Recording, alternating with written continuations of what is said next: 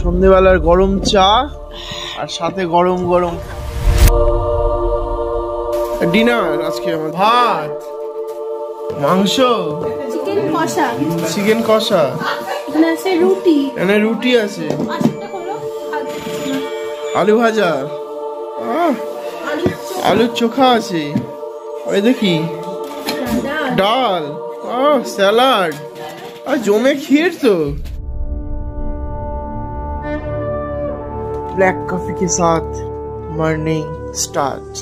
এই প্রকৃতির সুন্দর দৃশ্যের সাথে নিজেদের মলিন করে সকাল সকাল চলে এসেছি শিটংয়ের এই ছোট্ট গ্রামে, যেখানে দেখতে পাচ্ছি বিশাল পাহাড়ের ঘেরা একটি ছোট্ট শহর যার নাম শিটং। শিটংয়ে এসে শান্তনা, তোমার অভিজ্ঞতাটা যদি আমাদের সাথে একটু শেয়ার করো, কেমন লাগছে তোমার একটু বলো। সবকিছু শেয়ার করা যায় না, আমাদের ভিউয়ারদের জন্য ভেবে আমাদের ইউটিউব চ্যানেলে তখন বলবো, ভিউয়ার্স তো নেই, ইউটিউব চ্যানেলও নেই। এখন একটু বলে দাও, পরে ইউটিউব চ্যানেল হয়ে যাবে। নাথিং এনাফ টু, এটা তুমি করতে পারো না। ঘুরতে এসে আমাদের মধ্যে ঝগড়া করতে তুমি পারো না, এটা ভিডিওতে সবাই দেখবে। বলো। খুব ভালো লেগেছে। আওয়াজ করতে এই সুন্দর স্বর্ণালী সন্ধ্যায় নয়, ভোরে ওই দূরে দেখা যায় পাহাড়। সকালের ব্রেকফাস্ট এসে গেছে, কি আছে দেখে দাও। এটা রুটি, এটা ডিম আছে, ফুলকপি আলুর তরকারি,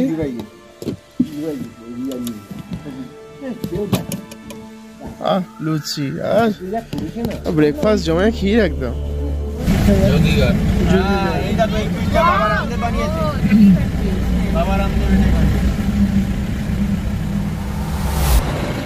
আমরা এখন মংফুতে রবি ঠাকুরের বাড়ির সামনে। এটা ট্রি হাউসে উঠবো আমরা এখন। শিটং থেকে প্রায় 30 মিনিটের দূরত্বে অবস্থিত মংফু, যা বিশ্ববিখ্যাত কবি রবীন্দ্রনাথ ঠাকুরের স্মৃতিবিজড়িত একটি জায়গা। এখানে রবীন্দ্র ভবন রয়েছে, যেখানে কবি বেশ কয়েকবার সময় কাটিয়েছিলেন। ঠাকুরের ব্যবহৃত আসবাবপত্র ও বই এখানে এখনো সংরক্ষিত করা আছে।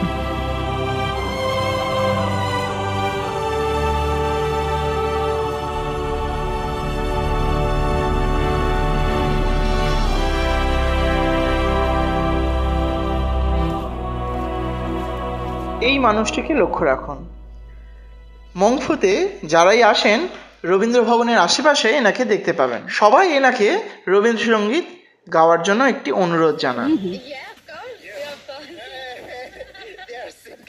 যে রাতে মোর দুয়ারগুলি ভাঙলো ঝড়ে, জানি নাই কি তুমি আমার ঘুরে, যে রাতে মোর দুয়ারগুলি ভাঙলো ঝড়ে, জানি নাই কি তুমি আমার ঘরে, যে রাতে মোর দুয়ারগুলি। বাসিন্দা হিসাবে ইনি লেপচা, কিন্তু কি সুন্দরভাবে বাংলা গান রবীন্দ্রসঙ্গীত আমাদের শোনালেন।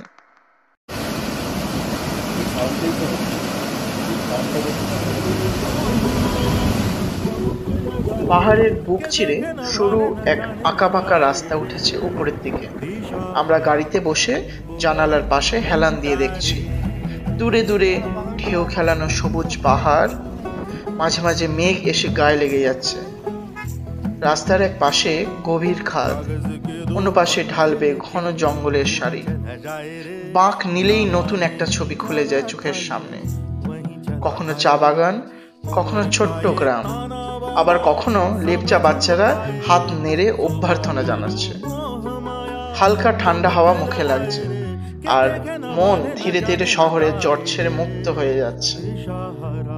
গাড়ির জানালা দিয়ে তাকিয়ে মনে হচ্ছে এই পথটাই যেন গন্তব্য, এই প্রকৃতির কোলে হারিয়ে যাওয়াটাই শান্তি।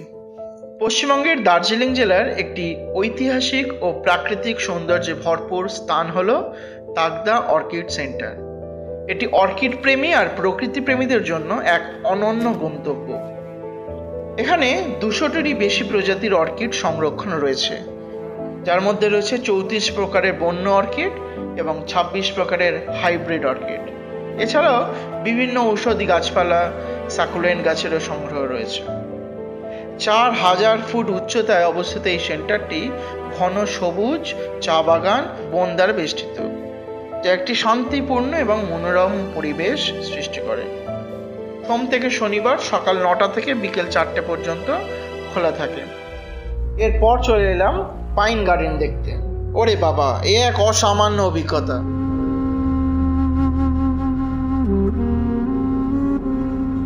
সারি সারি পাইন গাছের মাঝে সাজানো রয়েছে একটি সুন্দর উদ্যান। পর্যটকদের বসার জায়গা আছে, সেলফি পয়েন্ট আছে, কিন্তু অনেকটা রাস্তা শুধু পাইন গাছ আর পাইন গাছ। 750 মিটার শেষ আর হয় না। বলছে 750 মিটার, কিন্তু যেতে লাগে, পৌঁছতে লাগে কম করে 45 থেকে 50 মিনিট। আজকে লাঞ্চ হয়ে গেছে, দাঁড়াও আচ্ছা ভাত একটা করে খোল, একটা খোল। কি আছে? চিকেন। আরে চিকেন, পাপড়,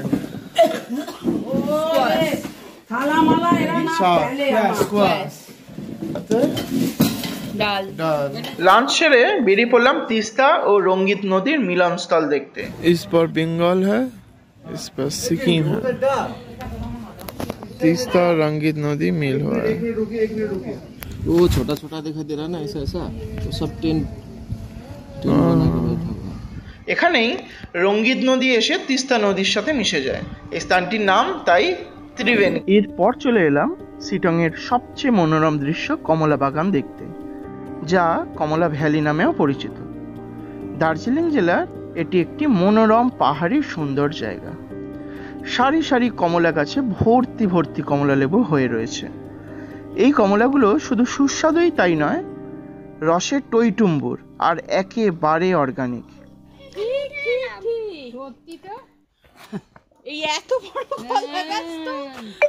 বড় মার কাছে নিয়ে যায়, কোথা থেকে পায় এইরকম সাইজের? পর্যটকরা এখানে শুধু ছবি তোলার জন্যই আসেন না, অনেকেই নিজের হাতে গাছ থেকে কমলা ছিঁড়ে খাওয়ার সেই অনন্য আনন্দ নিতে আসেন। একটা মনে হচ্ছে পেয়েছে, দূর থেকে দেখতে পেয়েছে। সেই লেবু, সেইখানে লেবু।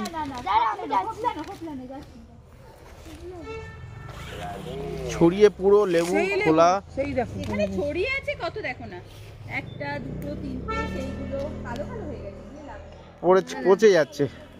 আবারও চলে এসেছি আমাদের snacks, evening snacks, onion pakora, আর এটা হচ্ছে চায়।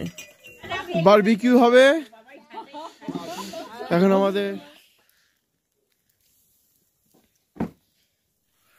পুরানো সেই দিনের কথা ভুলবি কি রে, হায় ও সেই চোখের দেখা, প্রাণীর কথা সে কি ভোলা যায়।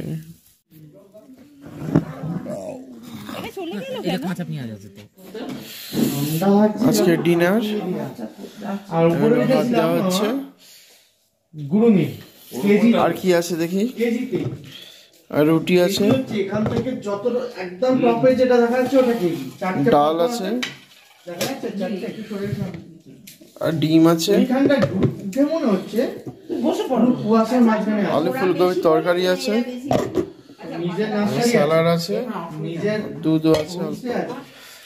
তাহলে আজকে ডিনার শেষ হলেই বাড়ি যাওয়ার পালা, কালকে ব্রেকফাস্ট করে। চলো আবার পরে দেখা হবে।